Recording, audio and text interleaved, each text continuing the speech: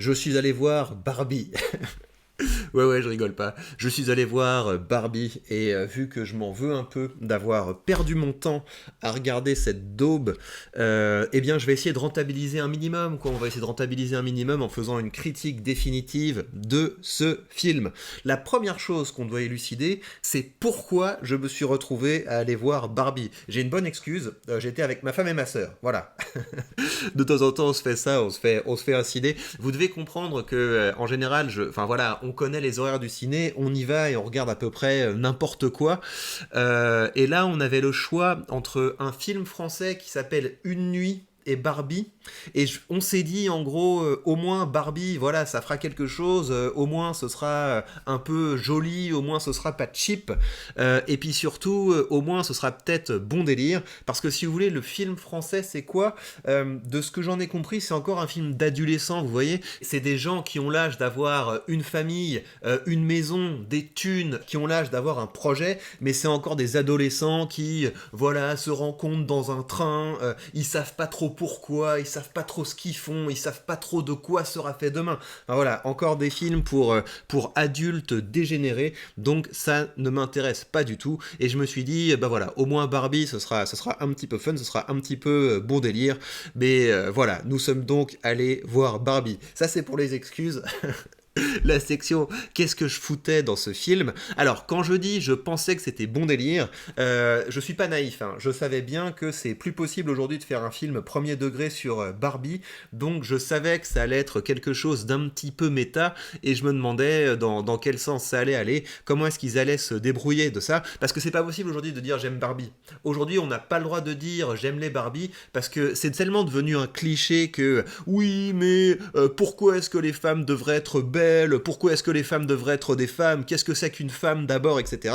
Donc de toute façon, on n'a pas le droit de dire que Barbie c'est bien. Donc je savais qu'ils allaient devoir trouver une manière de se dépêtrer de ça, et bah, la question ça va être comment est-ce qu'ils ont fait pour se sortir de ça, comment est-ce qu'ils ont fait pour nous refourguer une morale plutôt woke à partir de ce personnage qui est une incarnation du capitalisme, du sexisme, de ce que vous voulez. Comment est-ce qu'ils ont fait pour tirer une morale woke de ce personnage de Barbie? Je vais vous expliquer comment ils ont fait ça, mais d'abord on va donner un petit peu de contexte sur en quoi ce film consiste.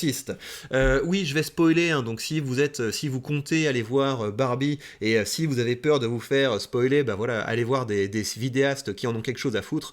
Moi, je m'en tape complètement. Venez pas pleurnicher. De toute façon, ne venez pas pleurnicher. Voilà. Partez du principe que je m'en tape. Alors, qu'est-ce qu'on a à dire sur cette histoire de Barbie? Donc, ça commence dans le monde de Barbie, et donc dès le début du film, c'est assez désagréable parce que, en fait, dès le début du film, ça part en ton moralisateur. Les premières scènes du film, c'est quoi? C'est quelque chose d'ironique. Voilà, c'est la préhistoire, vous avez des petites filles qui jouent avec des bébés, mais un jour, Barbie les a libérées, Barbie est arrivée, donc vous voyez une Barbie absolument énorme, magistrale qui arrive. D'ailleurs, je pense que j'ai l'impression que les premiers plans, c'était une espèce de citation de l'Odyssée de l'espace, mais je suis pas certain, parce que ma culture cinématographique est assez bof, mais il me semble que c'est quelque chose de ce goût-là. Donc vous avez des petites filles dans un contexte un peu préhistoire qui sont en train de jouer avec des bébés, et vous avez Barbie qui arrive, et toutes les petites filles deviennent en admiration face à Barbie, et vous avez un discours méta qui est en train de dire, en fait ce qu'ils font, c'est la légende de Barbie, c'est qu'on a créé Barbie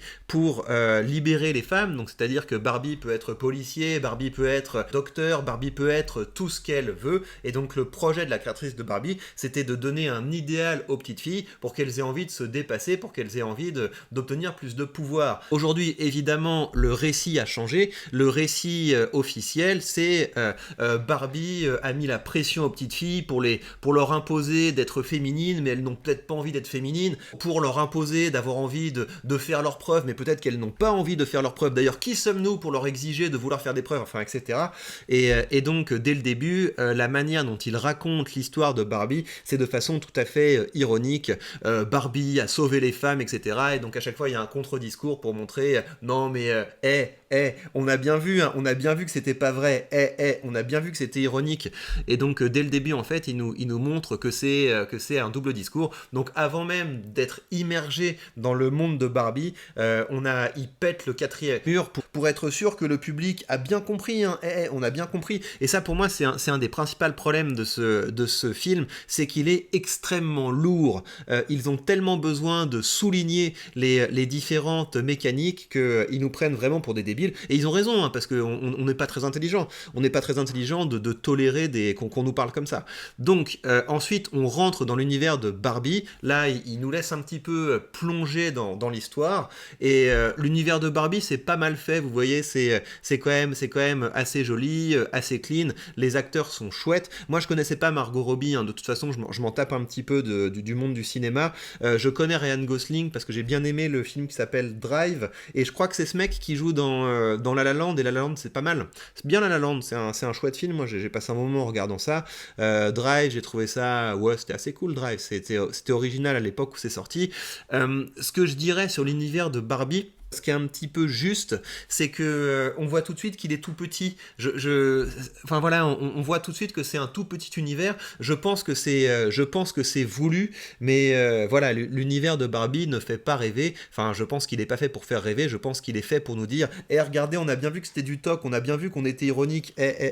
Donc voilà, on rentre dans l'univers de Barbie. Ce qui se passe, c'est que à un moment, Barbie commence à bugger, c'est-à-dire que, enfin voilà, je vais pas vous faire le détail, mais elle commence à devenir un petit peu moins parfaite, donc elle va voir la personne la plus intelligente de l'univers de Barbie, qui est la personne la plus moche de l'univers de Barbie, parce que voilà, c'est si t'es beau, t'es bête, et si t'es moche, t'es intelligent, ce qui est, en fait c'est faux, hein. Il faut bien comprendre, parce qu'il y a un cliché tout au long de ce film, selon lequel si t'es beau, t'es une potiche, alors que ouais, si t'es un peu dark, un peu bizarre, un peu chelou, là ça veut dire que t'es intelligent. En vrai c'est à peu près le contraire, parce que il faut vraiment comprendre que votre corps et votre esprit sont liés.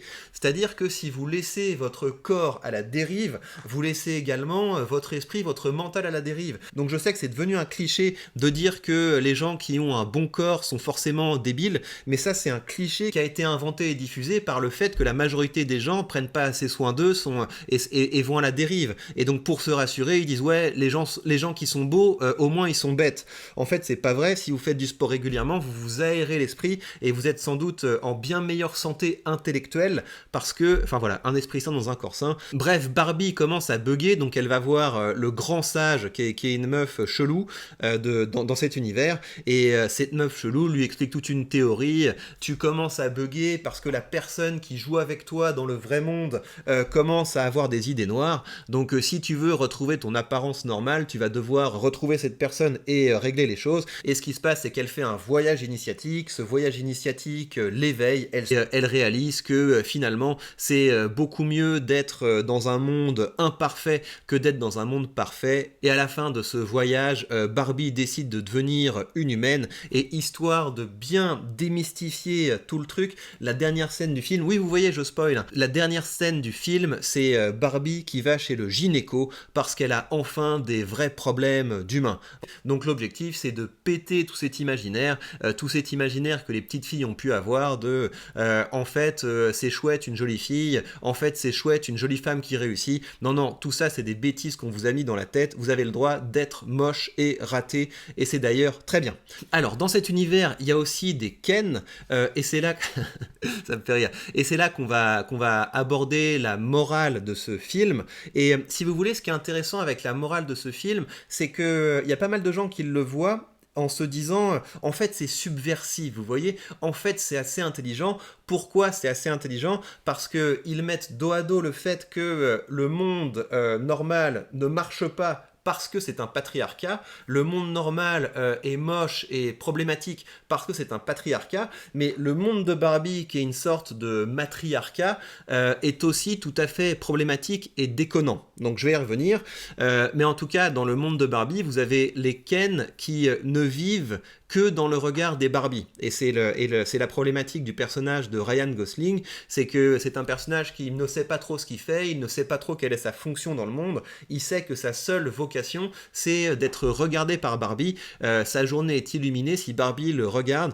mais il n'a pas d'autre existence en dehors de Barbie. Ce qui se passe, c'est que Ken accompagne Barbie quand elle va dans le vrai monde, et Ken découvre que dans ce vrai monde, c'est les hommes qui font la loi, il se dit en fait c'est génial, et il revient donc dans le monde de Barbie pour essayer d'instaurer un patriarcat, mais son projet échoue. Et donc en voyant ça, il y a des gens qui se disent mais en fait c'est extrêmement subversif, parce que ce qu'ils nous disent c'est que le matriarcat est aussi déconnant que le patriarcat. Non mais d'accord, mais ce qui ne va pas, c'est que d'un côté vous avez un matriarcat dans un monde imaginaire de Barbie, et de l'autre côté, on veut nous faire croire que le monde réel est un patriarcat déconnant. Alors que ça n'a rien à voir. Le monde réel n'est pas un patriarcat déconnant, surtout pas dans des pays progressistes comme les États-Unis. Donc nous faire croire que le monde réel est une dystopie patriarcale, c'est déjà une prise de position extrêmement politique. Donc non, la morale n'est pas du tout subversive. Ce qu'on peut dire de cette morale, et ça je pense que c'est intéressant en termes de où on en est idéologiquement, c'est que si le film avait été vraiment complètement woke, ils auraient essayé de nous faire croire qu'un matriarcat c'est génial, qu'un matriarcat c'est beaucoup mieux qu'un patriarcat. Ils n'ont pas pu faire ça, ou alors ils n'ont pas voulu faire ça, ce qui me fait dire que dans le monde du cinéma, et peut-être plus généralement dans le monde de l'entreprise, ils commencent peut-être à comprendre que le capitalisme woke n'a pas beaucoup d'avenir. On le voit avec Disney, mais je vais pas trop parler sur Disney parce que parce que j'ai des actions Disney, et je me bats tous les jours pour ne pas vendre mes actions Disney. Quand je vois le dernier Blanche-Neige, là, ils se foutent de nous. Je pense, d'ailleurs, ça a peut-être déjà été fait, mais je pense que quand ils vont faire le live action des Aristochats, ils vont remplacer les chats de bonne famille par des chiens errants. Voilà, comme ça, ils seront vraiment bien inclusifs jusqu'au bout. Qu'est-ce que c'est que ces chats aristocrates ? Non, on veut du gros chien errant. J'en étais où ? Qu'est-ce que j'étais en train de dire ? Oui, donc peut-être que le fait que le public se dise « Ouais, en fait, c'est un petit peu subversif », ça signifie qu'on est allé tellement loin dans le wokisme que faire un film qui n'est pas absolument complètement woke, les gens se disent « Ouais, c'est pas mal, ils prennent un risque, il y a du danger ». Donc je pense qu'à minima, la morale de ce film, c'est la perfection n'existe pas, merci. Merci les mecs. Les idéaux sont des idéaux. Merci les mecs. Tu vois, et c'est toujours ça que je trouve un petit peu embêtant avec le cinéma de propagande, c'est qu'on a l'impression que les mecs réinventent la roue. En fait, c'est le cinéma, c'est pas du vrai cinéma. En fait, le cinéma, c'est pas la réalité. Il y a des mecs qui filment avec une caméra. En fait, ces gens-là, c'est pas des vrais Barbies, ce sont des acteurs qui jouent des Barbies. Enfin, n'importe quoi. Merci de nous expliquer que la perfection n'existe pas, mais c'est pas ça le point.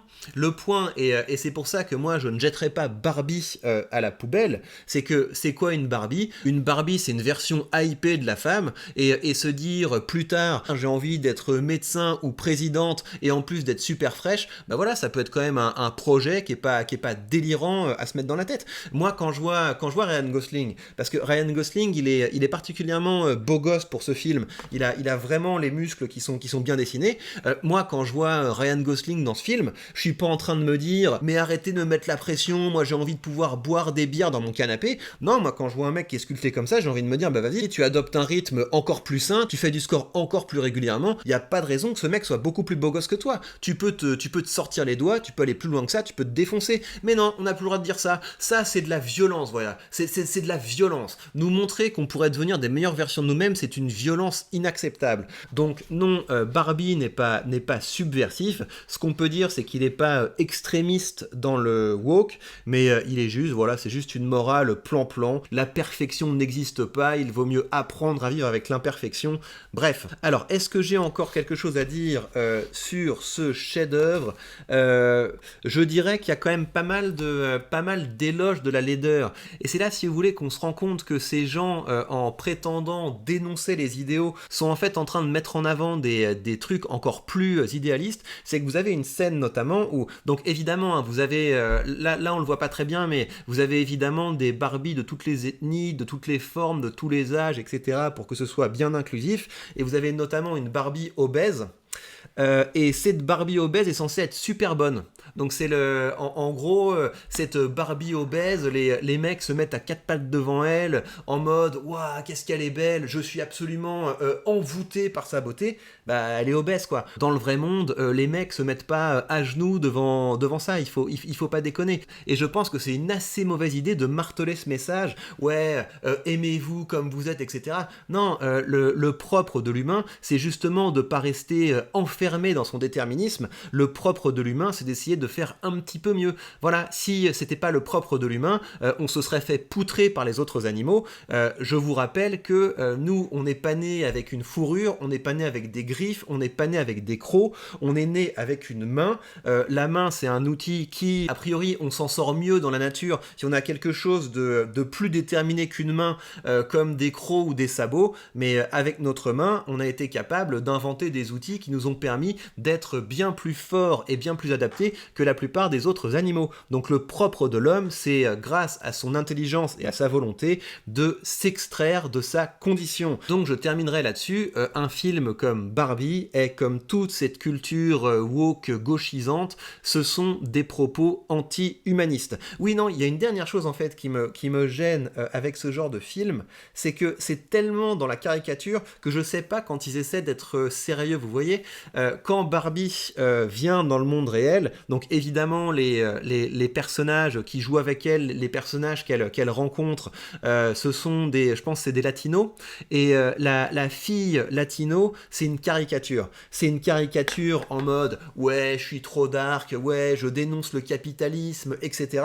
Et en fait, pour moi, ce personnage est tellement antipathique que j'arrive pas à savoir. J'arrive pas à savoir s'ils ont voulu me dire regarde, on a poussé le trait au point que ce soit antipathique, ou si au contraire, non, c'est parfaitement normal, c'est parfaitement cool d'être une espèce d'asocial qui parle comme le petit livre rouge du Parti communiste. Je sais pas ce qu'ils ont voulu faire là-dessus, et au fond, je m'en tape. Bref, c'était la critique de Barbie. N'allez pas le voir, sauf si vous avez envie de passer un bon moment entre amis, sauf si vous avez un peu d'argent à dépenser. Après tout, aller au cinéma, ça fait de la croissance, et au-delà de ça, c'est bien pour les salles de cinéma, donc n'hésitez pas à buvez aussi un coca, parce que j'ai des actions coca, donc n'hésitez pas à faire tout ça, ça fait marcher l'économie, mais honnêtement, vous n'allez pas sortir grandi de ce film, et je sais que vous savez que vous ne sortirez pas grandi de ce film, je sais que vous irez pour vous marrer, et je pense que même les gens qui ont créé ce film pensaient ça. Ils se sont dit, ouais, les gens, ils vont regarder en déconnant, mais au moins, ils vont payer leur place, et c'est ça le plus important. Oui, d'ailleurs, la salle était complètement pleine.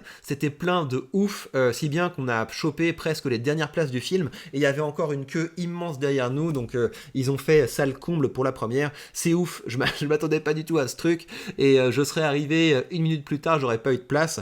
Bref, j'aurais vu autre chose, et ça aurait pas changé le cours de ma vie. Donc, si vous voulez faire quelque chose d'un petit peu intelligent du reste de votre journée, vous savez ce que vous faites, vous commencez à investir sur les marchés financiers, voilà, ouais, sans transition, on est des oufs, mais tout ça pour vous dire que tous ces films essaient de vous détourner du plus important, ouais, la vie, c'est pas la consommation, la vie, c'est pas le matérialisme, etc., rien du tout. Si tu vas avoir une belle vie, oui, d'ailleurs, ce qui est cynique, ouais, c'est peut-être un peu con ce que je vais dire, mais ces gens-là qui jouent dans des films en mode, ouais, le capitalisme, c'est mal, etc. Genre, ils se mettent pas bien. Genre, Margot Robbie, elle se met pas hyper bien. Genre, Ryan Gosling, il se met pas hyper bien. Donc, des gens qui sont tout en haut de l'échelle alimentaire, qui jouent dans des films pour dire aux autres, non, mais c'est bien d'être un énorme loser. Ouais, je sais pas. Je pense que ça a peut-être sa limite, mais enfin voilà, les gens bouffent ça, donc tant mieux pour eux. Donc, si vous voulez arrêter d'être un mouton, devenez un alpha. Et comment est-ce qu'on devient un alpha ? Et on commence à mettre une partie de ses petits sous pour pouvoir s'acheter des parties d'entreprise. Ces parties d'entreprise créent des produits, et une partie de leurs revenus, elles les partagent avec nous sous forme de dividendes. C'est quand même très cool. Voilà, là vous avez l'historique des dividendes que je touche depuis que j'ai commencé à investir. Le fait de bénéficier de tout ça, le fait que quand des gens se font arnaquer par ce genre de choses, quand les gens consomment bêtement, quand les gens continuent de participer à ce capitalisme woke, et ben pendant ce temps, les tutunes arrivent. Et si vous voulez arrêter d'être un mouton, la solution c'est pas de commencer à prendre des pancartes en disant ah bah le patriarcat. Mais les mecs, tous les produits culturels vous disent ça, toute la culture vous dit ça. Donc est-ce que vous pensez vraiment que c'est subversif de dire ah bah le patriarcat? Si vous voulez être subversif, commencez à gagner des thunes sur toutes ces supercheries, commencez à investir, et vous savez que si vous voulez commencer à investir, vous avez sous cette vidéo le lien vers mon courtier, et en suivant ce lien, vous bénéficiez de 100 retraits de courtage remboursés, ce qui fait que vos premiers achats seront complètement indolores. Sur ce, prenez bien soin de vous. Moi, je continuerai d'offrir des Barbies et des robes à ma petite fille parce qu'elle a le droit d'aspirer à devenir riche, belle et une meilleure version d'elle-même. Bise et à très vite pour de prochaines news.